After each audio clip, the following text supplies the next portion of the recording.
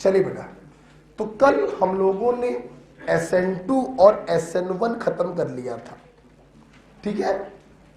SN2 के प्रति reactivity order था प्राइमरी, सेकेंडरी, टर्सरी, और SN1 के प्रति था टर्सरी, सेकेंडरी और प्राइमरी। अगर नेचर एल्किल हैलाइड का सेम हो तो आयोडाइड की रिएक्टिविटी सबसे ज्यादा, फ्लोराइड की रिएक्टिविटी सबसे कम, क्योंकि आयोडाइड की लीविंग पावर है सबसे ज्यादा। सब्स्टिट्यूशन रिएक्शन भी खत्म हो चुका था, तीनों पार्ट खत्म हो चुके थे। आज हम लोग इसका आखिरी पार्ट पढ़ने जा रहे हैं जिसका नाम है एलिमिनेशन रिएक्शन। इंपॉर्टेंट सेक्शन है, लास्ट पार्ट है, इसकी ज्यादा खुशी है। Elimination reaction. बच्चों आवाज नहीं, आवाज लगा समझ कर रहा है यार। एलिमिनेशन रिएक्शन जैसे कि नाम से समझ में आ रहा है, सिर्फ चीजें सबस्ट्रेट से बाहर जाएंगी, सिर्फ रिमूवल होगा, किसी भी चीज का एडिशन नहीं होगा। कहने का बच्चों मतलब ये है कि क्या मैं ये नहीं बोल सकता कि elimination is just reverse of addition. Addition में आते जाओ, जुड़ते जाओ, एलिमिनेशन में सिर्फ निकलते जाओ, तो जस्ट रिवर्स ऑफ एडिशन। पहला point, it is just reverse of addition reaction. पहला पॉइंट आप लोगों ने पढ़ा। अच्छा सुनना बेटा, ध्यान से देखिए। एडिशन रिएक्शन में पाई बॉन्ड ब्रेक होता था और दो चीजें आके जुड़ जाती थी। तो पाई बॉन्ड ब्रेक हुआ, उसके बिहाफ पर दो सिग्मा बॉन्ड बन गया। ठीक, एलिमिनेशन में जस्ट उल्टा, दो चीजें निकलेंगी, दो सिग्मा खाली हो गए। कौन खाली हो गए? दो सिग्मा खाली हो गए और ये आपस में हाथ मिलाकर पाई बॉन्ड बना लेंगे। मतलब यहां पर दो सिग्मा टूटेंगे, एक पाई बॉन्ड बनेगा। कहने का मतलब unsaturation increases, pi bond increases. तो अगर रिएक्टेंट हुआ sp3 तो प्रोडक्ट होगा sp2, और अगर रिएक्टेंट हुआ sp2 तो प्रोडक्ट होगा sp, क्योंकि पाई बॉन्ड की संख्या बढ़ रही है, अनसैचुरेशन बढ़ रहा है। राइट, तो यहां लिखेंगे here two sigma bond breaks and one pi bond forms. Hence, unsaturation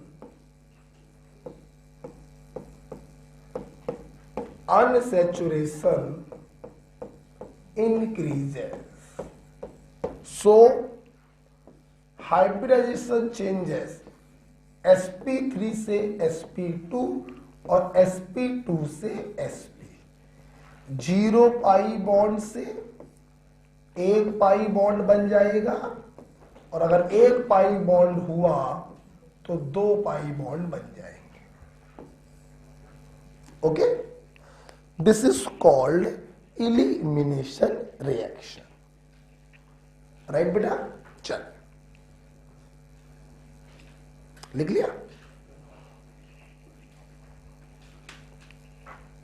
हटा दे इसको। तो हम लोगों ने देखा कि जब एलिमिनेशन होता है तो दो सिग्मा बॉन्ड टूटते हैं, पाई बॉन्ड बनता है, अनसैचुरेशन बढ़ता है, हाइब्रिडाइजेशन sp3 से sp2, sp2 से sp हो जाता है। ये बच्चों एलिमिनेशन जो है इसका पहला एग्जाम्पल हम डिटेल में डिस्कस करने जा रहे हैं, और पहला एग्जाम्पल है डिहाइड्रेशन।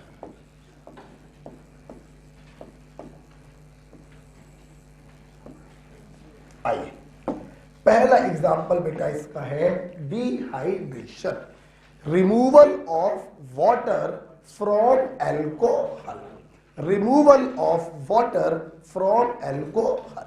अच्छा, अभी अभी मैंने बोला, मैं फिर से बोल रहा हूं, जिस प्रकार से सब्स्टिट्यूशन रिएक्शन दो पाथ को फॉलो करते हैं, SN2 पाथ और SN1 पाथ, इलिमिनेशन भी दो पाथ को फॉलो करते हैं, E2 पाथ और E1 पाथ।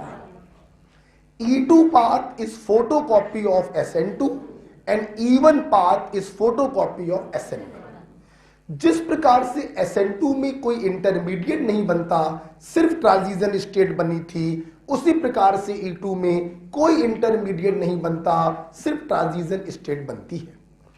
जिस प्रकार से SN1 में कार्बोकेटायन इंटरमीडिएट बना था, उसी प्रकार से E1 में भी कार्बोकेटायन इंटरमीडिएट बनता है। राइट, आपको जान के खुशी होगी कि डिहाइड्रेशन हमेशा E1 पाथ को फॉलो करता है। लिखेंगे ऑलवेज फॉलो E1 पाथ लिख लो या मैकेनिज्म लिख लो, उससे कोई फर्क नहीं पड़ता। Always follow E1 path. ठीक, अब मेरे बच्चे ध्यान से देखें। देखिए बेटा, एक्चुअली में जो प्राइमरी अल्कोहल होता है, डिहाइड्रेशन कौन देते हैं? अल्कोहल। जो प्राइमरी अल्कोहल होते हैं, सच्चाई तो बेटा ये है कि वो E2 पाथ को फॉलो करते हैं। किसको? E2। लेकिन E2 पाथ के बाद भी जो एल्कीन बनती है, जो प्रोडक्ट बनता है, वो अल्टीमेटली E1 वाला ही बनता है। किसका वाला बनता है? E1। इसलिए हम लोग सीधे बोल देते हैं कि साला कोई भी अल्कोहल हो तो हमेशा क्या करवाना? E1 mechanism. लेकिन सच्चाई क्या है? सच्चाई तो ये है कि प्राइमरी अल्कोहल का डिहाइड्रेशन E2 पाथ को होता है, परंतु फाइनल प्रोडक्ट बनेगा किसके अकॉर्डिंग? E1। तो हम लोग हमेशा कराते क्या है? E1। लेकिन जो सच्चाई है वो लिखवानी तो पड़ेगी, है ना? तो ब्रैकेट में लिखिए कि actually primary alcohol follow E2 path, but the final product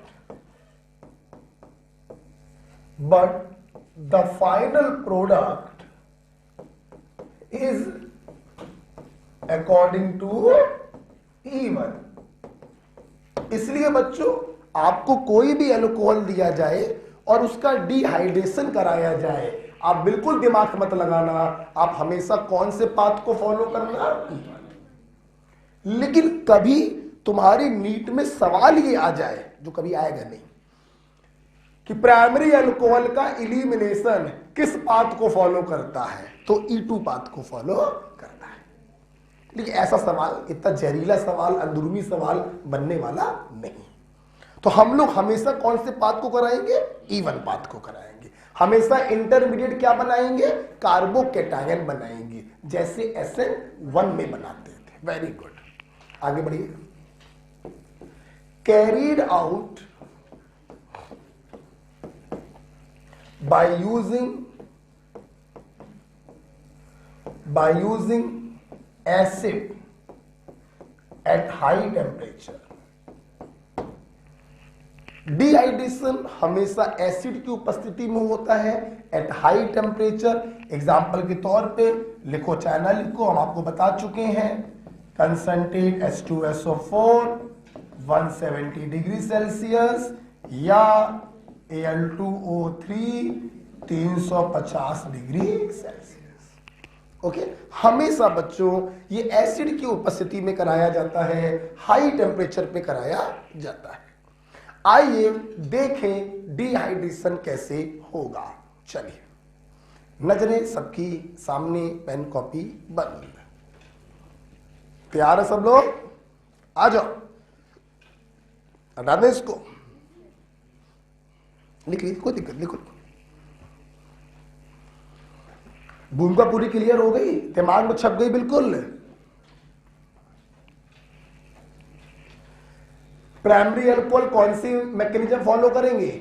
E2। लेकिन अल्टीमेटली प्रोडक्ट किससे बनता है? तो इसलिए तुम जब भी कराओगे डिहाइड्रेशन इवन से ही कराना, बेहिचक। क्लियर? किसकी प्रेजेंस में होता है dehydration? Acid at high temperature. Clear है? ओके, जानते हो? आ जाओ, अब हम लोग पढ़ेंगे इसकी मैकेनिज्म।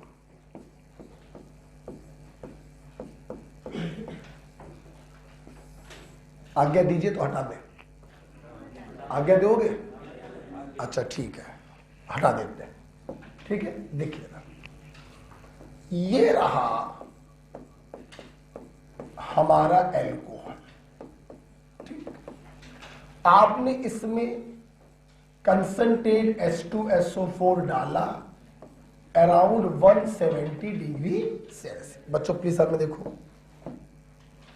सबसे पहले मैं अगर रफली बताऊं तो आप समझ ही गए होंगे। फंक्शनल ग्रुप जिस कार्बन पे लगा वो अल्फा, उसके बगल वाला कार्बन बीटा। अल्फा से हटेगा OH, बीटा से हटेगा H। वाटर बाहर चला गया, एक वैलेंसी इसकी फ्री हुई, एक वैलेंसी इसकी फ्री हुई, दोनों हाथ मिला लेंगी और आपकी एल्कीन बन जाएगी। किसी बच्चे को संदेह नहीं होगा। सवाल ये है कि ये काम कैसे हुआ गुरुवर, आप इसकी मैकेनिज्म बताइए। देखिए, सबसे पहले ये जो एसिड है कंसंट्रेट H2SO4, ये टूट कर आपको देगा H+। आइए, उस H+ को देखते ही इस अल्कोहल में जो OH लगा है इसके मुंह में पानी आ जाएगा, क्योंकि जिसके पास लोन पेयर होते हैं हम उसे लुईस बेस कहते हैं, और बेस को प्यार है एसिड से, एसिड को प्यार है बेस से। मेरी क्लास ये भी जानती है कि ये H+ इसके पास कैसे जाएगा, ये अपने लोन पेयर को इसको डोनेट कर देगा। This step is called protonation. बच्चों क्या कहते हैं? This step is called protonation. देखिए, जब प्रोटोनेशन हुआ तो OH ने जब प्रोटॉन को पकड़ा तो उस पर चार्ज आ गया प्लस। मेरी पूरी क्लास जानती है this is oxonium ion which is highly unstable, क्योंकि इलेक्ट्रोनेगेटिव ऑक्सीजन पर पॉजिटिव चार्ज आ गया। और दूसरा, तुम लोग ये भी जानते हो कि water is a very good leaving group. दोनों रीजन है इसके। तो ये क्या करेगा, अपने आप को स्टेबलाइज करने के लिए, अपने पॉजिटिव चार्ज को खत्म करने के लिए दोनों बॉन्ड पेयर को लेकर वाटर के रूप में इलिमिनेट हो जाएगा। इसीलिए बच्चों इसे कहते हैं डिहाइड्रेशन। क्लियर? और यहां पे बेटा बन गया कार्बोकैटायन। बोलो हां या ना। देखते चलिए, पेन को भी बंद रखिए, सुनते रहिए। तो अगर हम ध्यान से देखें बच्चों, जब आप लोग कभी अपने एग्जाम में डिहाइड्रेशन कराएंगे तो आपको प्रोटोनेशन कराने की और फिर रिमूवल ऑफ वाटर को दिखाने की कोई जरूरत नहीं है। आप सिंपल OH को हटाइएगा और प्लस को लगाइएगा। हमेशा हमेशा सीधे करेंगे, OH को हटाओ, प्लस को लगाओ। अब जिस पर प्लस है आप उसे बोलेंगे अल्फा और उसके बगल वाले को बोलेंगे बीटा। हो सकता है बच्चों कि ये प्लस रीअरेंज होकर किसी दूसरे कार्बन पे चला जाए, तो जिस पर भी प्लस जाएगा तुम उसी को बोलोगे अल्फा और उसके बगल वाले को बोलोगे बीटा। Got it? क्या आप अपने एग्जाम में ऐसे दो स्टेप दिखाएंगे क्या?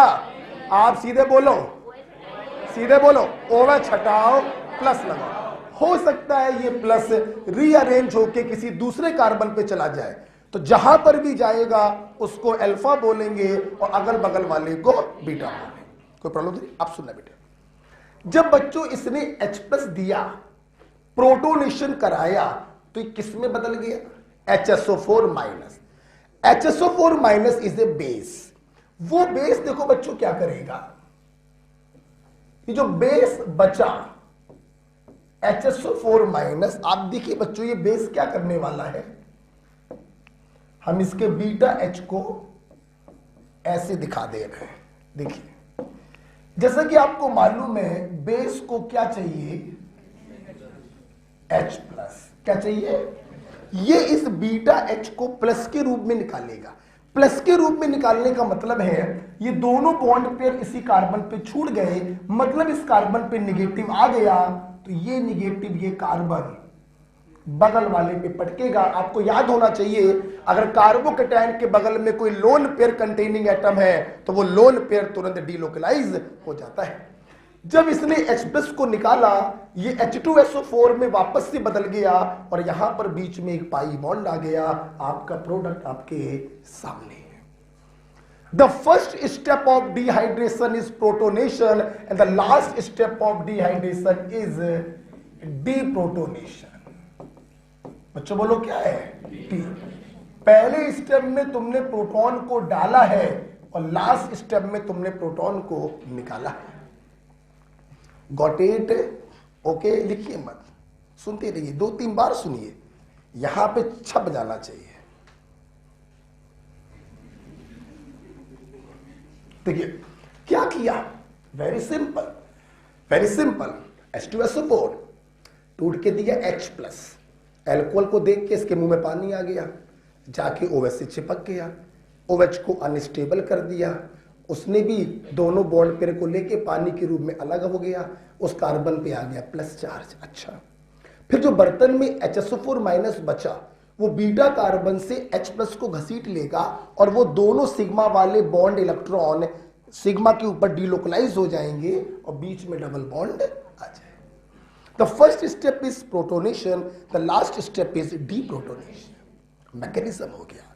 एग्जाम में आएगा तो डायरेक्ट करेंगे, OH को हटाओ प्लस लगाओ, रीअरेंज होना हो तो करवा दो, तो जहां पे प्लस पहुंच जाए उसको बोलोगे अल्फा, उसके बगल वाले को बस बीटा से H को हटा देना और सिंगल को डबल में बदल लेना, सीधे आपका बनेगा।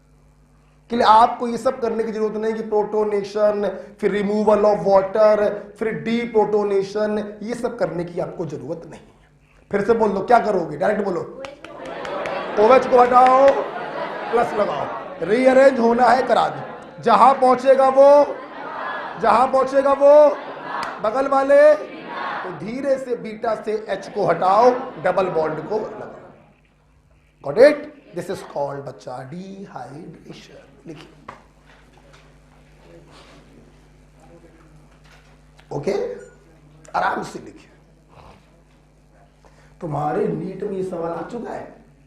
The first step of dehydration is protonation. जो लिखा है वो ब्रह्म वाक्य लिखा है, हर एक सवाल आपके बोर्ड पे लिखा हुआ है, इसे कुछ भी रद्दी नहीं है। ओके, आराम से लिखो, अपने मन से लिखो। मैं तो कह रहा हूं 3-3 बार समझा दिया, अब अपने मन से लिखो, फिर मैच करो सारे स्टेप, सही है कि गलत है।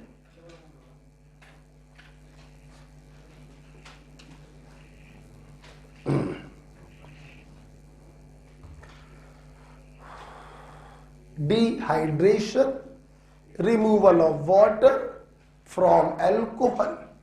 अल्फा से OH हटता है, बीटा से H हटता है, बीच में डबल बॉन्ड आ जाता है। कभी भी एग्जाम में डिहाइड्रेशन कराएंगे, वेरी सिंपल, OH को हटाओ प्लस लगाओ, फिर बीटा कार्बन से H को हटा के डबल बॉन्ड लगा दो, दैट्स इट।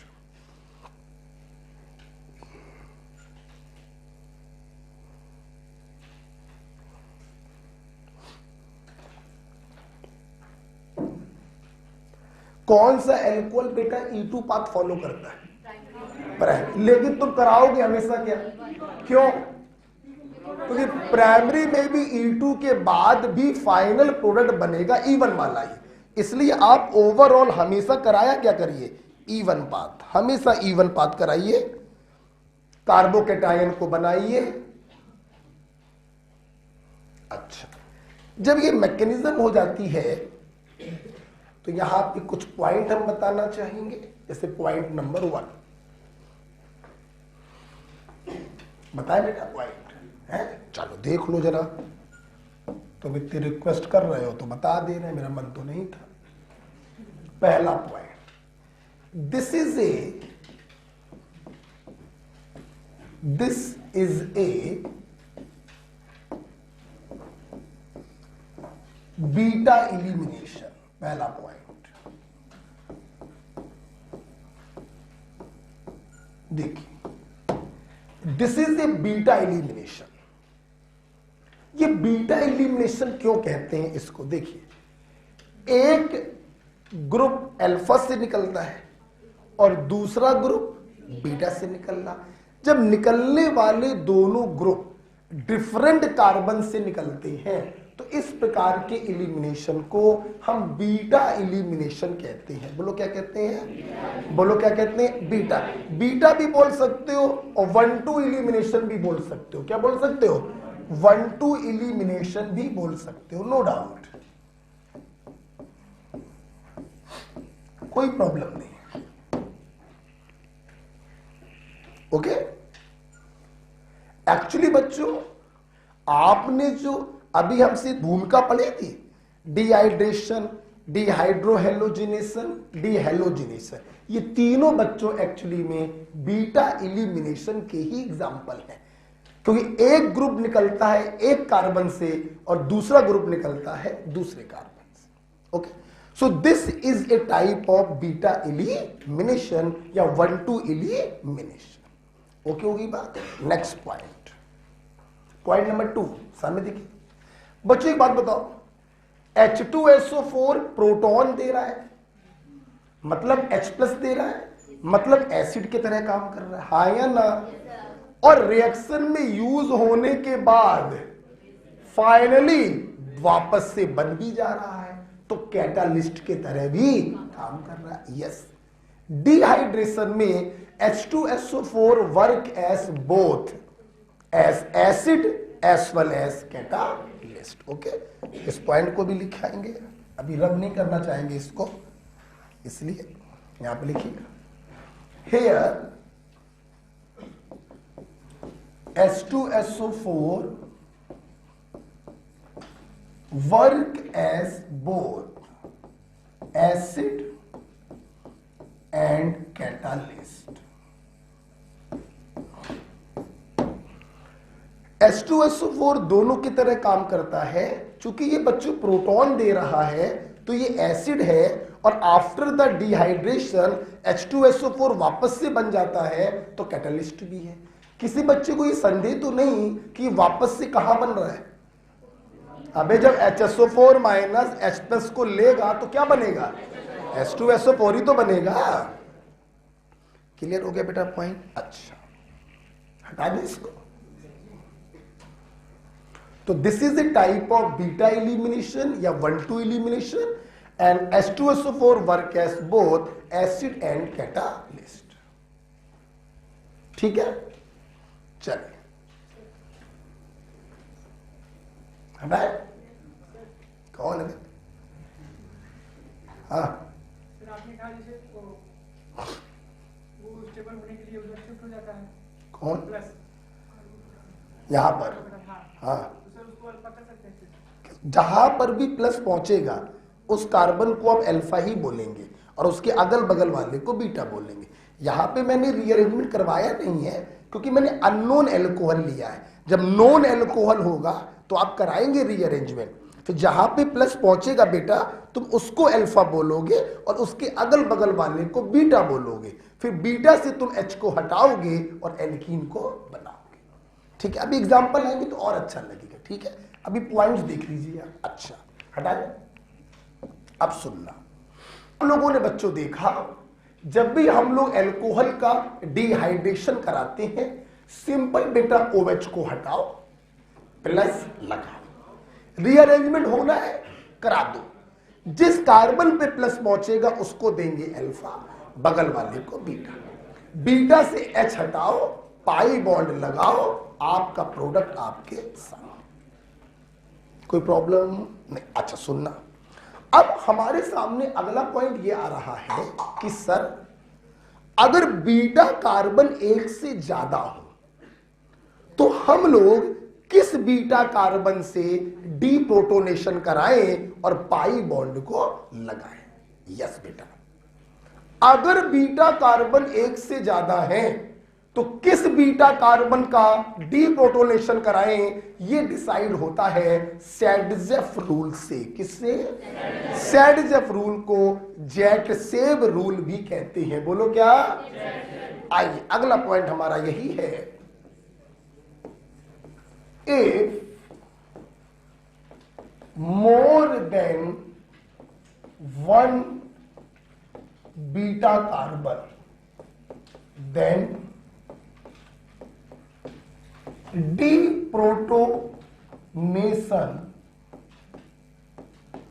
deprotonation follow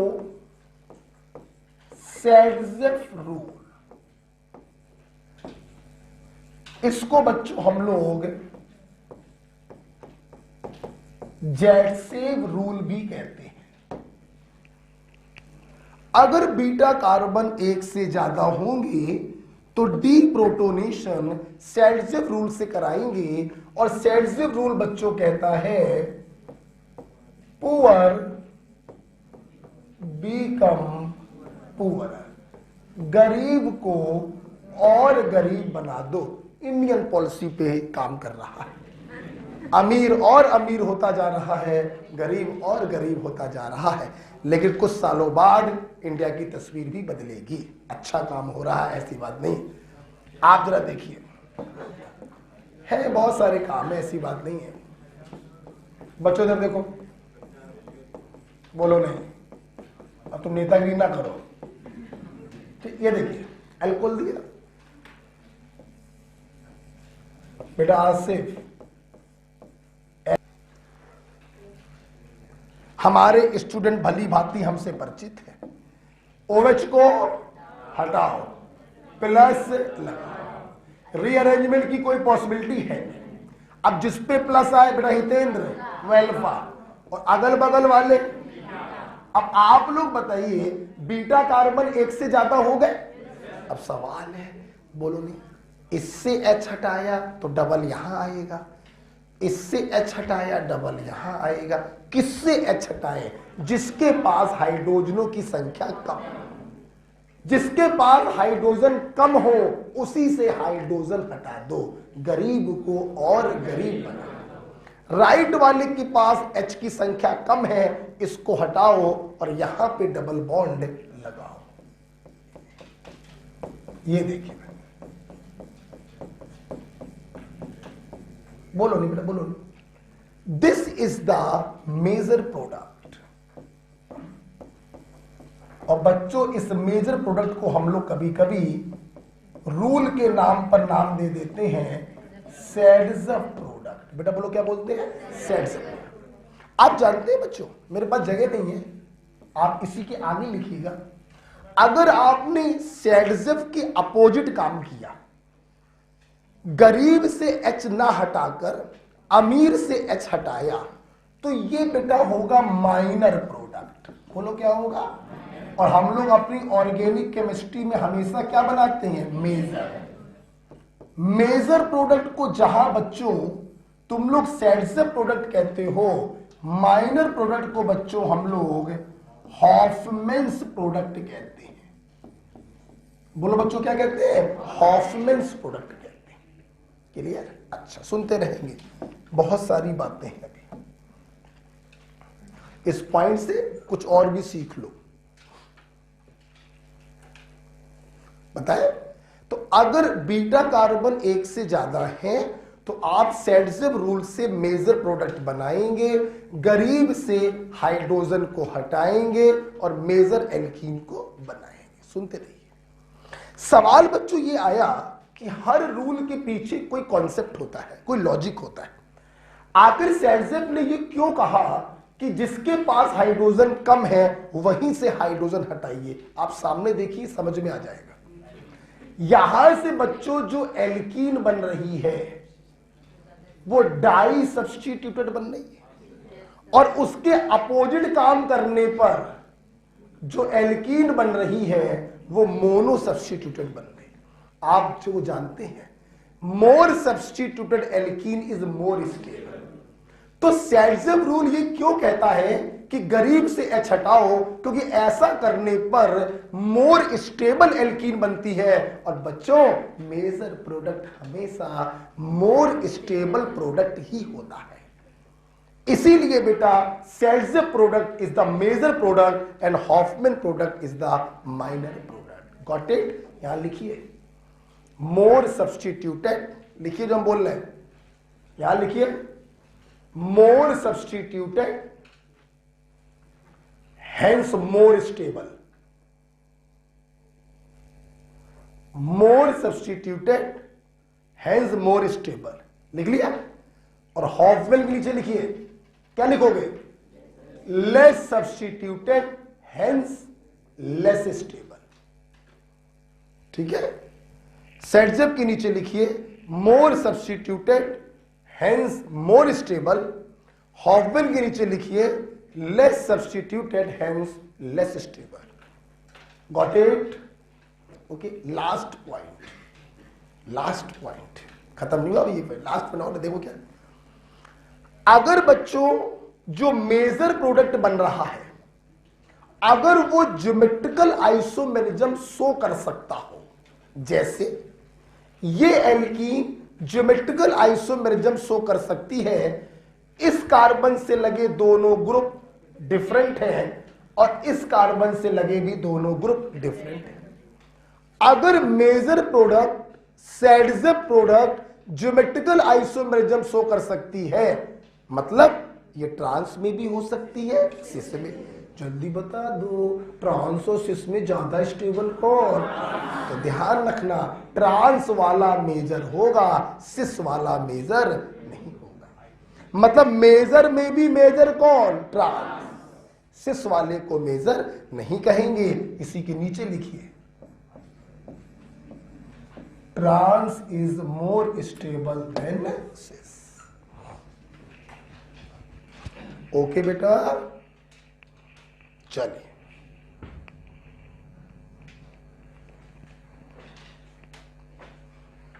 ठीक है, आ जाओ, चलो आ जाओ। चलिए, सबके बोलने की बारी आ गई है।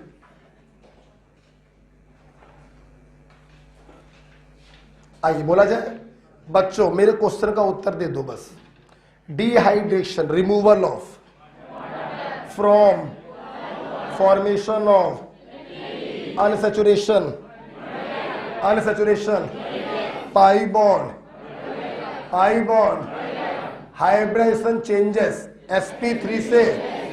Next point, dehydration carried out by using acid at high temperature like concentrated H2SO4 170 degree Celsius, Al2O3 350 degree Celsius.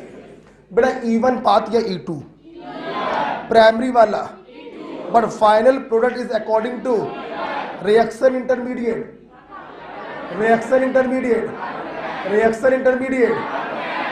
बच्चों तुम्हारे एग्जाम में अगर डिहाइड्रेशन आएगा तो मैक्रिज्म नहीं करोगे, सीधे बोलो OH को हटाओ, प्लस को लगाओ। रीअरेंजमेंट होना है तो करा दो। जिस कार्बन पे प्लस होगा वो अल्फा, बगल वाले। फिर सेल्ज़ेव रूल लगाकर H को हटाएंगे, डबल बॉन्ड को लगाएंगे। सेल्ज़ेव रूल लगाकर H को हटाएंगे, डबल बॉन्ड को लगाएंगे। क्लियर? ये साला सेल्ज़ेव रूल क्या है? सुअर बिकम सुअर, पुअर बिकम पुअर। अपनी बात ना करो बेटा, पुअर बिकम पुअर। गरीब को और गरीब। यार हर कॉन्सेप्ट के पीछे कोई लॉजिक होता है ना। तो अगर इन्होंने ऐसा बोला तो ऐसा क्यों बोला? तो ऐसा करने पर मोर सब्स्टिट्यूटेड एल्कीन बन रही है, और more substituted alkene is more stable alkene. Is it clear? अगर major product geometrical isomerism show करे तो मेजर क्या होगा? मेजर क्या होगा? क्लियर हो गया? ओके हो गई बात? अच्छा आइए आगे बढ़ते हैं, सेल्ज़ेव रूल भी भाई हमारा हो गया। आगे बढ़ा जाए, चलो नेक्स्ट पॉइंट। जैसे कि आप देख रहे हैं, क्या हो गया? जैसे कि आप देख रहे हैं कि कार्बोकेटाइन इंटरमीडिएट है, इसलिए अगला पॉइंट समझ गए होंगे। हाँ, as carbocation is reaction intermediate, hence बोलो बच्चों, रीअरेंजमेंट में टेक्स प्लेस। हमेशा हो, ये जरूरी नहीं होता है। रीअरेंजमेंट में टेक्स प्लेस। ओके, आइए एक एग्जाम्पल करके मैं दिखाता हूं आपको। एक एग्जाम्पल करके मैं दिखा रहा हूं, आपस में बोला मत करो।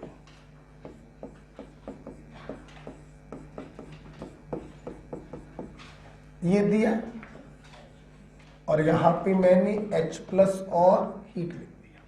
ठीक, देखिए जैसा कि पूरी क्लास रिएक्टेंट और रिएजेंट को देख के ये समझ चुकी है, this is dehydration which always follow E1 path. अपन क्या करेंगे, सब लोग बोला करो, OH को हटाएंगे और प्लस को लगाएंगे। रुक जाओ बेटा, भावुक मत हुआ करो भाई। OH को हटाएंगे, प्लस को लगाएंगे। क्या बच्चों रीअरेंजमेंट की कोई पॉसिबिलिटी है? डंके की चोट पर है। ये बेटा सिंपल सेकेंडरी है, बगल पे पहुंच जाएगा तो रेजोनेंस स्टेबलाइजेशन मिल जाएगा। कौन सी शिफ्टिंग होगी? 1,2 हाइड्राइड शिफ्टिंग होगी। हम वही सोच रहे हैं, तुम लोग बोलोगे कि नहीं बोलोगे? 1,2 मिथाइल शिफ्टिंग होगी।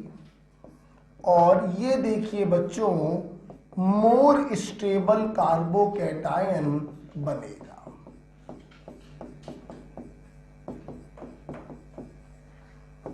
बोलो हाँ या ना? जैसे कि मेरे छात्र जानते हैं, जहां पे प्लस आता है उसी को क्या बोलते हैं? अल्फा। बच्चों बीटा कार्बन ये भी है, बीटा कार्बन ये भी है, लेकिन आपको मालूम है इस बीटा पर हाइड्रोजन नहीं होगा। बोलो, क्योंकि इसकी चारों वैलेंसी कार्बन से भरी हैं, तो हाइड्रोजन सिर्फ इसी के पास है, तो सेड्जम रूल लगाने की जरूरत ही नहीं है। ओके, इसलिए लास्ट स्टेप में हम डी प्रोटोनेशन कराएंगे और बीच में डबल बॉन्ड को लगा देंगे। ये देखो बच्चों, आपकी एल्कीन बन गई और यही मेजर प्रोडक्ट होगा।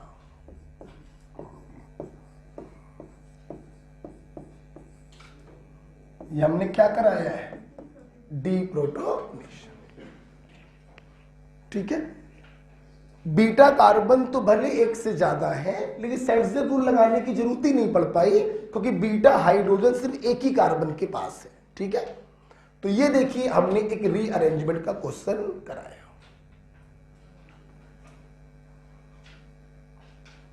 अपने मन से करिए, बार बार ऊपर क्या देख रहे हो?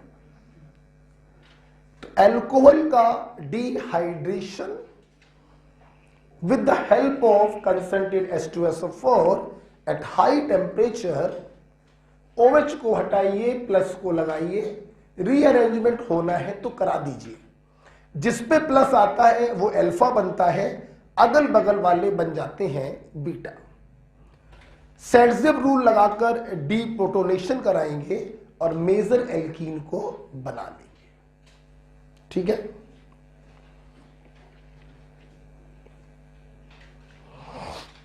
हटा दें इसको।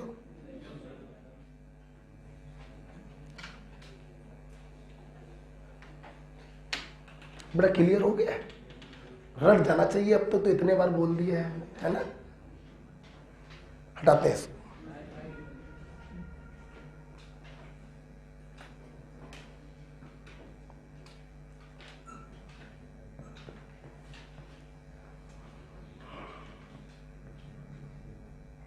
हटाए, चल ओके, बच्चों देखिए, बोलो नहीं। तो क्या ये पूरी भूमिका डिहाइड्रेशन की क्लियर हो गई आपको? अच्छा, अब हम अगले पॉइंट की तरफ जा रहे हैं। अगला बेटा पॉइंट है reactivity of alcohol towards dehydration। ऐसे बताने की जरूरत नहीं है, समझ गए होंगे। डिहाइड्रेशन इवन मैकेनिज्म को फॉलो कर रहा है, रिएक्शन इंटरमीडिएट कार्बोकेटायन है, so it is directly proportional to stability of, बोलो बच्चों, कार्बोकेटायन। जानते हो बेटा, जो लाइक फेवर लाइक वाली टेक्निक है वो एडिशन और सब्स्टिट्यूशन के लिए है। इलिमिनेशन में तो कुछ लिखा ही नहीं होता है कि इलेक्ट्रोफिलिक या न्यूक्लियोफिलिक, तो यहां पे लाइक फेवर लाइक नहीं लगाएंगे, कॉन्सेप्ट से करेंगे। जो जितना स्टेबल कार्बोकेटायन बनाएगा उसका रिएक्टिविटी डिहाइड्रेशन के प्रति उतनी ज्यादा होगी। जैसे पहला क्वेश्चन, टर्सरी अल्कोहल,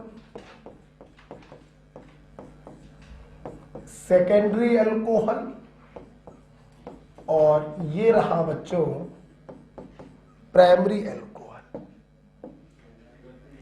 बोलिए नहीं बेटा, सबको मालूम चल गया है। टर्सरी, सेकेंडरी और प्राइमरी। चलिए बोलिए, OH को हटाएंगे, प्लस लगाएंगे। टर्सरी अल्कोहल से बनेगा टर्सरी कार्बोकेटायन, सेकेंडरी अल्कोहल से बनेगा सेकेंडरी कार्बोकेटायन, और प्राइमरी अल्कोहल से बनेगा प्राइमरी कार्बोकेटायन। जो जितना स्टेबल कार्बोकेटायन बनाएगा उसकी डिहाइड्रेशन के प्रति रिएक्टिविटी उतनी ही ज्यादा होगी।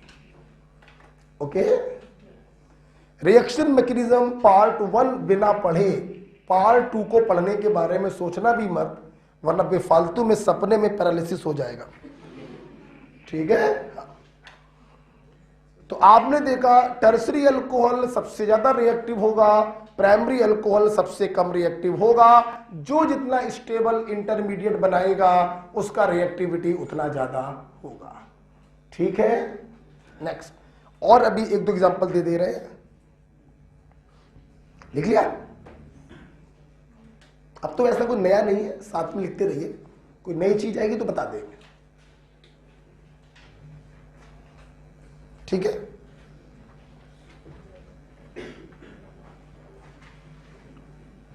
कहिए तो हटा दें। ओके, चलिए और देखिए बेटा, दूसरा एग्जांपल बेटा अल्कोहल का मैंने आपको ये दिया बेटा। सब लोग सोचेंगे एक अल्कोहल ये दिया है,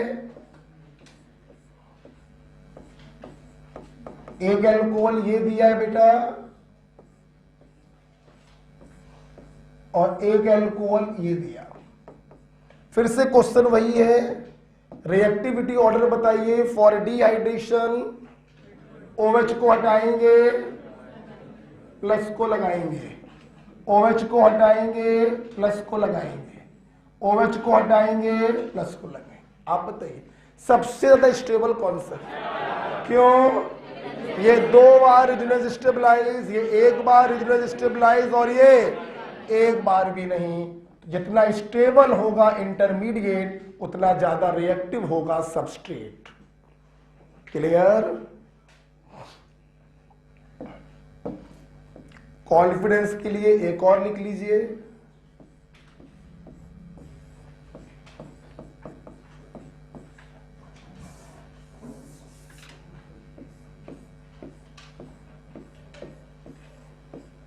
कॉन्फिडेंस कभी लूज नहीं होना चाहिए, बस हमेशा ध्यान रखिए फुल कॉन्फिडेंस के साथ एग्जाम में जाइएगा बेटा, सब अच्छा ही करके आओगे। लेकिन ये तभी अच्छा होगा जब आप यहां पर भी अच्छा करोगे। ये नहीं कि दिन भर और रात भर सोते रहो रूम पे पड़े पड़े, सर ने कहा था जो होगा अच्छा होगा। हाँ, ऐसा नहीं हो पाएगा। पढ़ते रहिए, जुटे रहिए, मेहनत करते रहिए। यस, अब तक आंसर देना चाहिए था। मोस्ट रिएक्टिव बोलो बे, अब जोर से बोल लो मेरे भाई। OH हटाया, प्लस लगाया, यहां लगा है -R, कार्बोकेटायन की स्टेबिलिटी को घटाया। OH हटाया प्लस लगाया, ओके, OH हटाया प्लस लगाया, ये लगा प्लस R, स्टेबिलिटी को। तो इंटरमीडिएट जितना ज्यादा स्टेबल होता है सबस्ट्रेट की रिएक्टिविटी उतनी ज्यादा होती है। ठीक है, अभी भी क्लियर नहीं हुआ? हो गया तो बहुत पहले ही हो गया था, आप जबरदस्ती घुस रहे हो। हम लोग क्लियर हो चुका है, क्यों पीले पड़े हो आप? नहीं, हमारी आदत है थोड़ी सी, हाँ, हमारी आदत है, वो क्या करें, मजबूर है थोड़ा।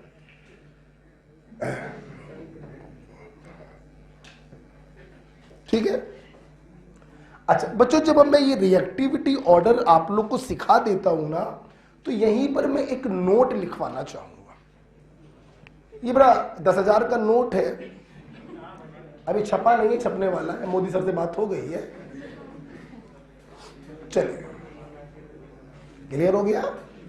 तो tertiary alcohol, secondary alcohol and primary. यहीं पर बच्चों एक नोट में लिखवाना चाहूंगा, डिहाइड्रेशन में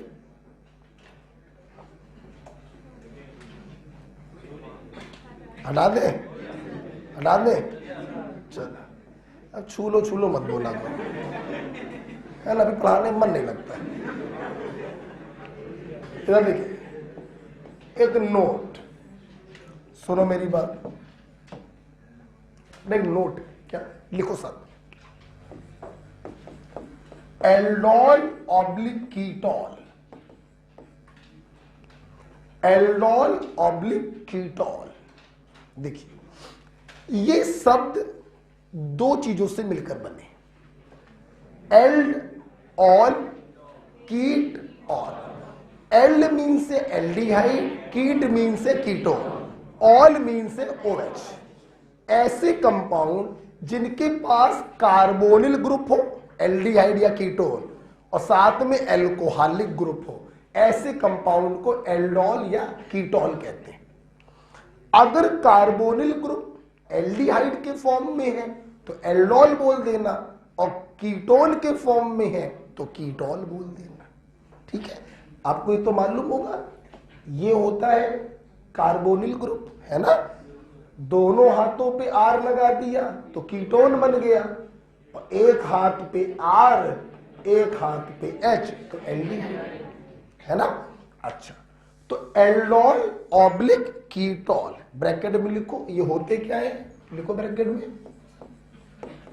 बीटा हाइड्रोक्सी कार्बोनिल कंपाउंड। अभी दिखाई पड़ेगा थोड़ी देर में, आगे लिखिए, aldol oblique ketol are highly reactive for dehydration.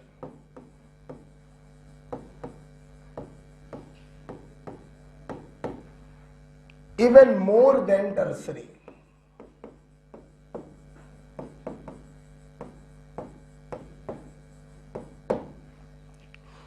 Aldol और कीटोल जो होते हैं ये बहुत ज्यादा रिएक्टिव होते हैं डिहाइड्रेशन के प्रति। आपको जान के ताज्जुब होगा, ये इतने ज्यादा रिएक्टिव होते हैं बेटा कि एसिड भी डालने की जरूरत नहीं पड़ती, सिर्फ आप इनको गर्म कर दीजिए, डिहाइड्रेशन हो जाता है। क्लियर? देखिए जरा, देखिए सब सामने देखिए, ये रहा कार्बोनिल ग्रुप, ठीक, बगल वाला कार्बन अल्फा, उसके बगल वाला कार्बन बीटा, और बीटा पे लगा दो OH।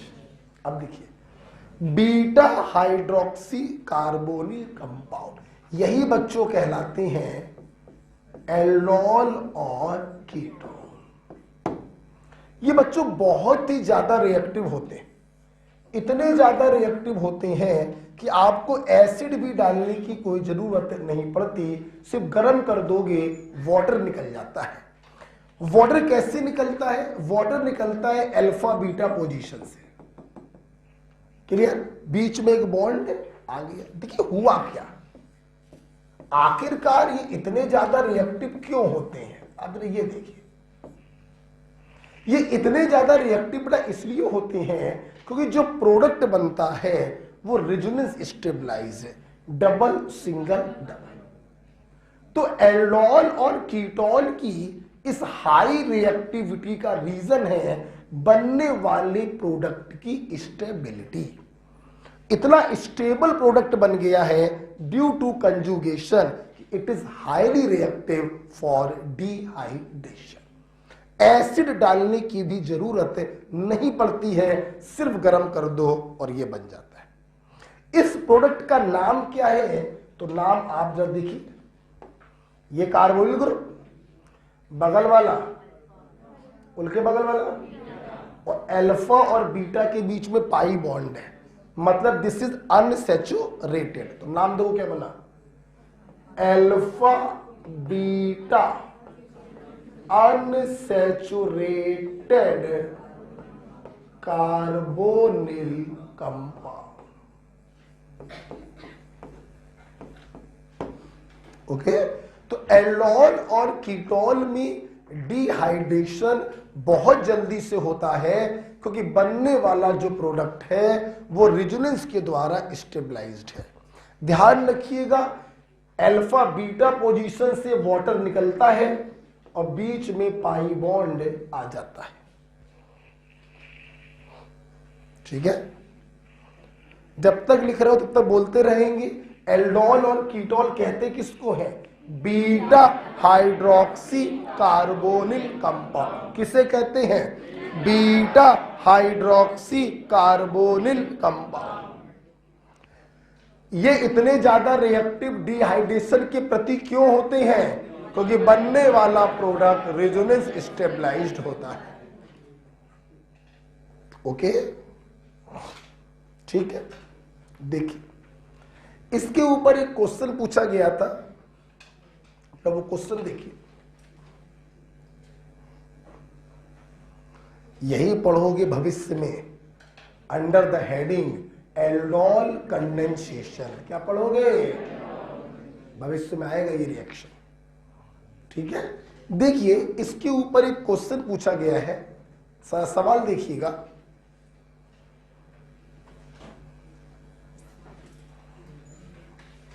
हटा दे इसको।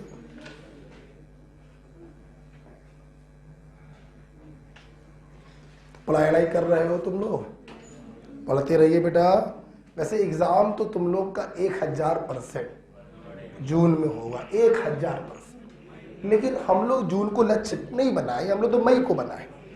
लेकिन एग्जाम बच्चा आपका जून में होगा क्योंकि सीबीएसई के जो बोर्ड एग्जाम्स हैं वो अब मार्च में चले गए कि फरवरी में, फरवरी लास्ट में है, नहीं मार्च में एक्सटेंड हो गए। जिस टाइम पर होते थे उससे 1 महीना एक्सटेंड हो गया। अब बोर्ड के एग्जाम अगर एक्सटेंड हो गए तो आपका वो भी मान लीजिए नीट भी एक्सटेंड होगा। आईआईटी की भी डेट आ गई है शायद, तो 4 बार हो रहा है ना। तो डेट तो आपकी बढ़ेगी, लेकिन हम लोग अपनी पूरी ताकत मई के लिए झोंक देंगे। कोर्स खत्म भी करना है मई से पहले और रिवीजन भी करना है मई से पहले। हमने क्या बोला वो सुनते नहीं। मई से पहले मार्च नहीं आता है, मई से पहले क्या सीधे अप्रैल आता है? मई भी, मार्च भी तो आता है। ठीक है, और रिवीजन भी मार लेना है एक बार। अगर पेपर एक्सटेंड हो जाएगा तो तुम लोगों से पैसे लेके दोबारा रिवीजन करवा देंगे। इस फीस में एक रिवीजन इंक्लूड है, दोबारा रिवीजन हुआ तो फीस फिर ले लेंगे, क्या दिक्कत है? चलो आगे बढ़े। क्या पिछली बार जितना तुम लोग को पढ़ा दिया ना, हिम्मत से काम लेंगे बेटा, फिर तुम लोग भावुक होने लगे। भावुक नहीं होंगे आप। इसके ऊपर एक क्वेश्चन कर लेते हैं, आवाज नहीं, एक क्वेश्चन करते हैं।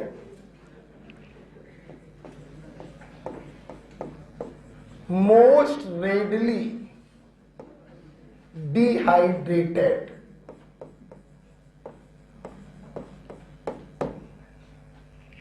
आगे और लिख लेना, which is most readily dehydrated. तो लैंग्वेज पूरी कर लो।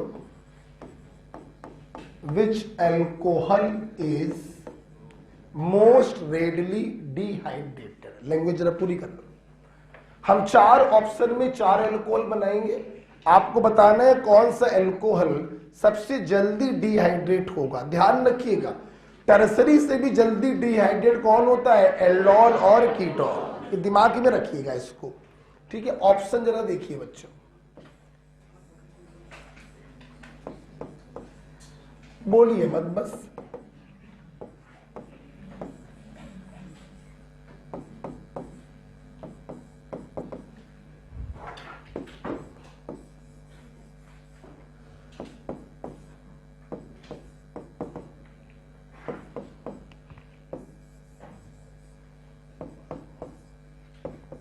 आंसर आ जाना चाहिए।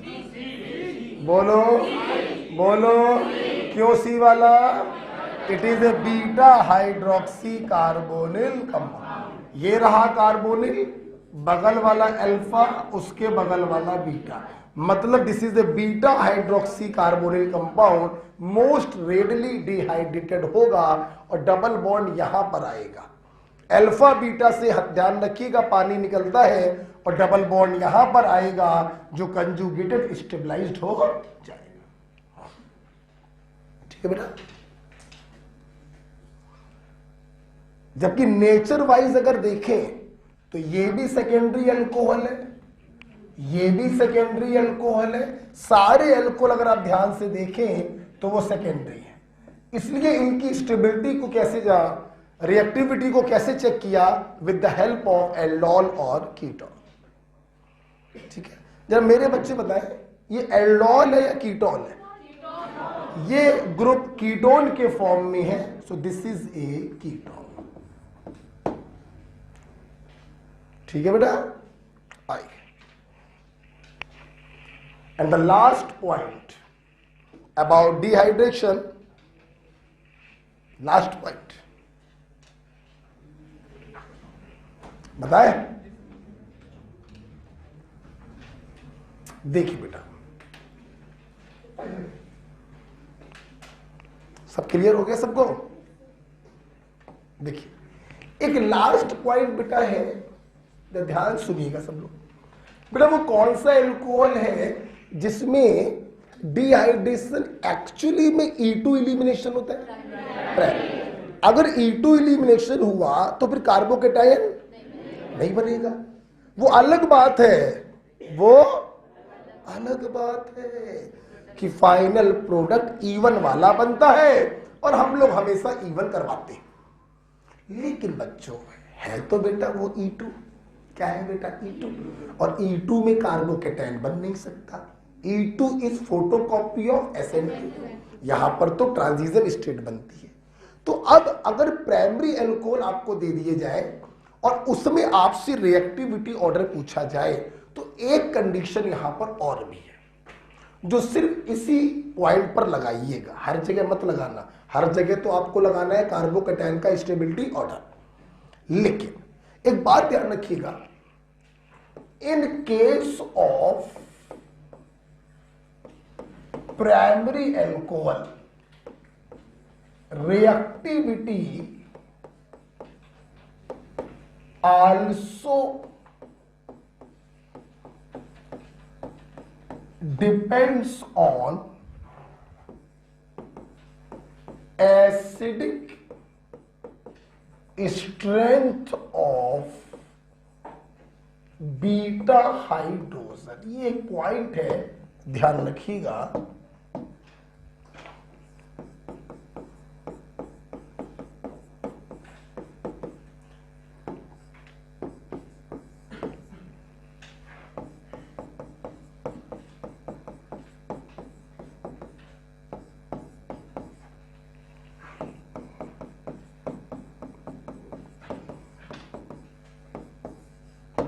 इसको देखिए, एक बहुत ही सिंपलेस्ट अल्कोहल दिया गया है। 2 कार्बन का अल्कोहल सिंपल दिया गया है, बहुत ही सिंपलर अल्कोहल है विद प्राइमरी अल्कोहल। बोलो हाँ या ना। अब यहां पर अगर रिएक्टिविटी आपसे पूछी जाए तो आप क्या करिएगा? फिर बीटा हाइड्रोजन की एसिडिक स्ट्रेंथ से देखिएगा। क्लियर? क्यों? क्योंकि एक्चुअली में इसने E1 को फॉलो ही नहीं किया होगा। आप यहां पर OH को हटा के प्लस लगा ही नहीं सकते, ये एक्चुअली में फॉलो किसको कर रहा होगा, E2 को। इसलिए यहां पर आप कार्बोकेटाइन की स्टेबिलिटी मत देखिएगा बेटा, यहां पे आप देखिएगा बीटा हाइड्रोजन की एसिडिक स्ट्रेंथ। आप ध्यान रखिए, this is a powerful minus I, बहुत ज्यादा, हाँ या ना। ये भी माइनस आई है उससे कमजोर, और ये भी माइनस आई है उससे कमजोर। माइनस आई वाले एसिडिक स्ट्रेंथ को, तो इसकी एसिडिक स्ट्रेंथ सबसे ज्यादा होगी और इसकी एसिडिक स्ट्रेंथ कंपैरेटिवली सबसे कम होगी, इसलिए इसका डिहाइड्रेशन सबसे तेज होगा और इसका सबसे स्लो होगा। ओके, सोचिए बेटा, अगर तुमने यहां पर कार्बोकेटाइन बना दिया होता क्या, तो मामला जस्ट उल्टा। ओके, तो चूंकि प्राइमरी अल्कोहल में E2 एलिमिनेशन होता है, कार्बोकेटाइन तो बन नहीं सकता, तो यहां पे रिएक्टिविटी आप बीटा हाइड्रोजन की एसिडिक स्ट्रेंथ से देखेंगे। ओके, ठीक है।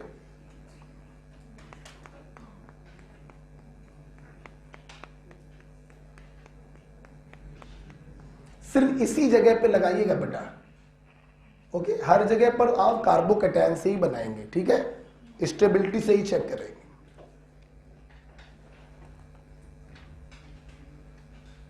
हटा दे, ठीक है, बताते नहीं हो तुम लोग। चलो, तो इस प्रकार से डिहाइड्रेशन क्या हो गया, पहला इलिमिनेशन था डिहाइड्रेशन। आज थोड़ा सरदर्द कर रहा है मेरा, तो जल्दी छोड़ दे रहे हैं।